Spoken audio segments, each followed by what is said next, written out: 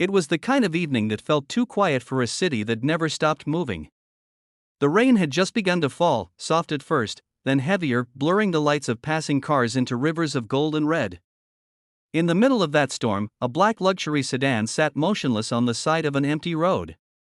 Inside it, Elena Warren, one of the youngest and most powerful CEOs in New York, sat gripping the steering wheel, her face pale with frustration and fatigue.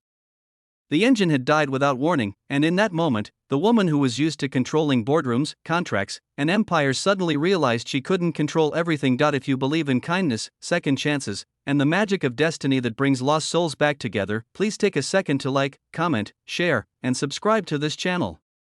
It helps us spread stories that heal hearts. Elena had built her life on strength.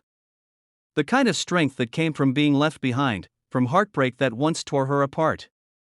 She had loved once, deeply, truly, but that love had vanished like mist when she was 21, leaving her with nothing but ambition to fill the emptiness. Years later, she was now worth millions, dressed in power and perfection. But beneath her designer clothes and polished smile, loneliness lived quietly, a secret she never shared. The rain poured harder, the night growing darker. Her phone showed no signal. She sighed and stepped out, her heels sinking into the muddy roadside. Perfect, she whispered bitterly. The nearest help was miles away. Just as she was about to give up and get back inside, headlights appeared in the distance. An old pickup truck slowed down, the sound of gravel crunching under its tires. The door opened, and a tall figure stepped out, holding a flashlight. "Need some help, miss?" a deep, familiar voice asked. Elena froze. Her breath caught in her throat. It couldn't be. The beam of the flashlight lifted, and when it hit his face, her heart stopped. It was Jake Dawson. Her Jake. The boy she had once dreamed her whole life with, now a man, older, rougher, with tired eyes and a beard that told stories of sleepless nights and hard work. Jake didn't recognize her at first. To him, she was just another stranded driver. But as the light flickered across her face, his expression shifted: shock, disbelief, and then something softer, something unspoken.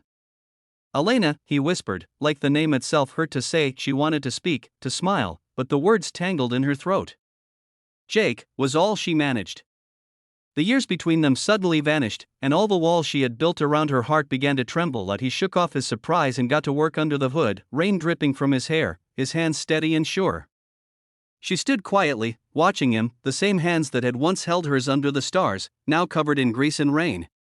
He didn't speak much, only gave short updates about the car's problem.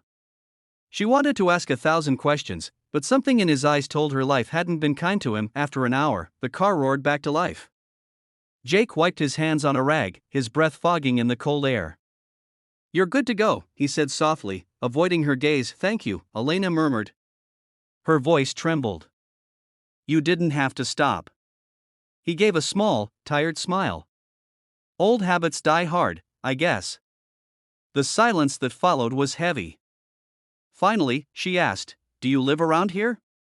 He nodded. "Yeah. Small house near Maple Street. Run a little repair shop.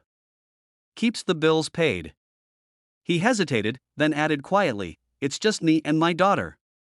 Her heart caught again. His daughter, something inside her shifted: surprise, warmth, maybe even jealousy. "She must be lucky," Elena said softly, forcing a smile. Jake's eyes softened. "She's my whole world." He paused, then looked at her for the first time fully. "What about you? You made it, huh? Always knew you would." She tried to smile, but her eyes glistened. "Made it, yes. But sometimes I wonder what I lost along the way." The next moment was quiet, so quiet that only the rain and the sound of distant thunder filled the air. Jake nodded slowly, as if he understood every word she didn't say. "Take care of yourself, Elena." He turned back toward his truck, and for a moment, she wanted to stop him, to ask if he was happy, if he ever thought of her. But she couldn't. She let him go. That night, Elena drove away, but the road blurred through her tears. She reached her glass-walled penthouse, perfect, beautiful, empty. Her reflection stared back at her, and she didn't see success. She saw a woman who had everything money could buy, except peace. The next morning, she couldn't stop thinking about him. That face, older, weathered, yet still kind. The way he had said take care of yourself, like he still meant it. She cancelled her meetings that day and drove to Maple Street. His small repair shop sat between a grocery store and an old diner. It wasn't fancy, but it was alive, full of tools, laughter, and a little girl's giggle that drifted through the half-open door. She peeked in and saw her. A little girl with messy curls and paint-stained hands sitting on a stool, drawing. She couldn't have been more than 7. "Hi," the girl chirped when she noticed her. "Are you Daddy's friend?" Elena smiled faintly. "I guess I used to be." Jake appeared then, surprise flashing across his face. "Elena? What are you doing here?" "I wanted to thank you properly," she said. "And maybe buy you both lunch?" He hesitated. She could see the battle in his eyes, pride and pain, hope and hesitation. But when his daughter tugged his sleeve and said, "Please, Daddy," he sighed and smiled. "All right." They went to the diner across the street, the same one they used to sit in years ago, when life was simple and love was easy. Over coffee and sandwiches, they talked. Slowly, the years peeled away. She learned that Jake had married young, to someone who'd left soon after giving birth. Since then, he'd been raising his daughter alone, working long hours to make ends meet.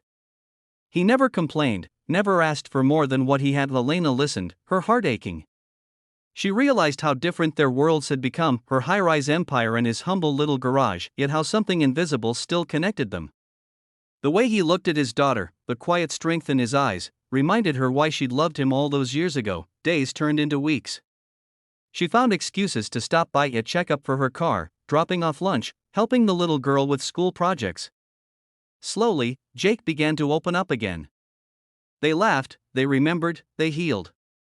The old love didn't come back like a storm, it came like sunrise, soft and slow, lighting up the corners of their hearts that had been dark for too long. One evening, as the sun dipped below the horizon, Elena found herself sitting on the back of his truck, watching his daughter play in the yard. "Jake," she said quietly, "do you ever think about what could have been?" He looked at her, his eyes full of memories. "Every day," he said. "But maybe, things had to happen this way, so we could find each other again when we were ready." Tears welled up in her eyes, but this time, they weren't from sadness, they were from something deeper. Gratitude. Hope. A second chance. Weeks later, the tabloids caught a photo of the famous CEO helping repaint a small-town repair shop with a single dad and his daughter. The world saw gossip, but what they didn't see was a woman who had finally found her home, not in wealth, but in love that never truly died.